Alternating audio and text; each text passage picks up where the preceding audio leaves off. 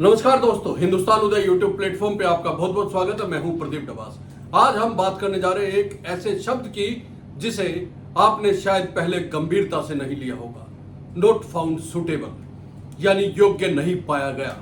यह शब्द अब सिर्फ एक चयन प्रक्रिया का हिस्सा नहीं रहा, बल्कि देश की राजनीति का एक बड़ा तूफान बन चुका है। क्या आप जानते हैं कि कांग्रेस इस शब्द को नया मनुवाद बता रही है? क्या वाकई में शब्द के पीछे एक राजनीतिक एजेंडा है, या ये सिर्फ प्रशासनिक प्रक्रिया का हिस्सा है जिसे अब जबरन तूल दिया जा रहा है? आज के इस विस्तारपूर्ण वीडियो में हम यही जानेंगे और इसी पे बात करेंगे। राहुल गांधी ने क्या कहा, कांग्रेस का आरोप क्या है, सरकार की प्रक्रिया क्या है, और सबसे अहम सवाल, क्या भारत में अब भी कुछ तबकों को नेतृत्व और शिक्षा से वंचित रखने की कोशिश की जा रही है? चलिए शुरू करते हैं ये वीडियो। हम आपको बताएंगे, विस्तार से इस पे बातचीत करेंगे। दोस्तों, सबसे पहले बात करते हैं राहुल गांधी का वो बयान क्या है और कांग्रेस ने आरोप क्या लगाए हैं। 22 मई को दिल्ली यूनिवर्सिटी के नॉर्थ कैंपस में डूसू के कार्यालय में राहुल गांधी छात्रों से संवाद करने पहुंचे। इस मुलाकात के बाद उन्होंने एक वीडियो और ट्वीट शेयर किया। राहुल गांधी ने कहा कि नॉट फाउंड सुटेबल अब नया मनुवाद है। SC, ST, OBC के योग्य उम्मीदवारों को जानबूझकर अयोग्य ठहराया जा रहा है ताकि वे शिक्षा और नेतृत्व से दूर रहे।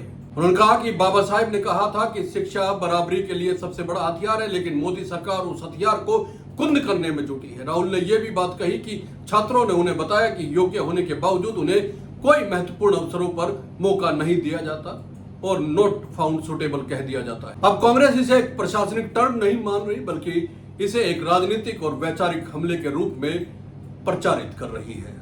दोस्तों, सवाल यह भी है कि वाकई में क्या यह नया मनुवाद है? कांग्रेस कहती है कि SC, ST, OBC वर्ग के छात्रों और युवाओं को जानबूझकर अयोग्य ठहराया जा रहा है। योग्य होने के बावजूद उन्हें किसी नियुक्ति, प्रमोशन या लीडरशिप की योजना से बाहर रखा जाता है। नॉट फाउंड सुटेबल अब एक कोड वर्ड बन गया है जो उन्हें सिस्टम से बाहर रखने का जरिया है। दोस्तों, ऐसे में सवाल उठता है कि क्या यह सिर्फ एक टर्मिनोलॉजी है या इसके पीछे सचमुच कुछ सुनियोजित एजेंडा है? क्या वाकई में यह शब्द अब एक संवैधानिक भेदभाव का औजार बन चुका है? सवाल डूसू के संदर्भ और ABP की प्रतिक्रिया को लेकर भी है। डूसू के छात्रों से बातचीत के इस वीडियो के बाद दिल्ली यूनिवर्सिटी प्रशासन ने राहुल गांधी के दौरे पर आपत्ति जताई। DU ने इसे कॉन्स्टिट्यूशनल प्रोटोकॉल का उल्लंघन बताया। कहा कि राहुल गांधी का दौरा बिना पूर्ण अनुमति के था और इससे छात्रों का कामकाज बाधित हुआ है। वहीं ABVP ने DU कैंपस में राहुल गांधी के खिलाफ प्रदर्शन किया और उनका पुतला जलाया। अब सवाल ये है कि क्या राहुल गांधी का मकसद छात्रों के मुद्दे उठाना था या सिर्फ ये एक राजनीतिक स्टंट था? क्या DU प्रशासन की आपत्ति जायज है या ये सरकार का दबाव था? ये भी बड़ा सवाल है। दोस्तों, इस मुद्दे पर एक सवाल सरकार को लेकर भी है।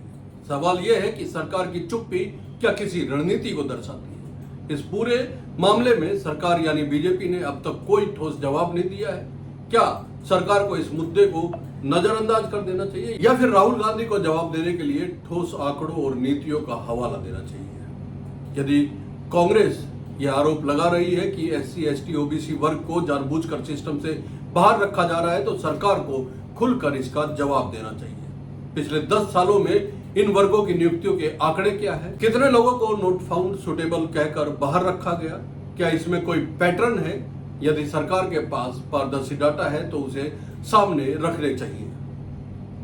दोस्तों, क्या यह शिक्षा और नेतृत्व पर हमला है? सवाल यह भी है। राहुल गांधी का दावा है कि शिक्षा ही बराबरी का सबसे बड़ा हथियार है और सरकार इस हथियार को कुंद करना चाहती है।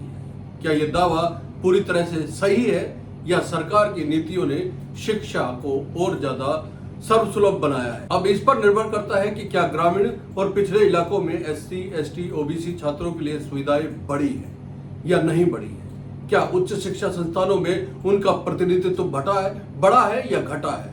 यदि नहीं, तो वाकई सवाल उठता है कि आरक्षण का उद्देश्य आज भी अधूरा क्यों है? दोस्तों, सवाल कांग्रेस और BJP दोनों से ही बनता है। सबसे पहले सवाल कांग्रेस से है कि कांग्रेस ने 60 साल शासन किया। BJP अब 1 दशक से ज्यादा से सत्ता में है। सवाल दोनों से है।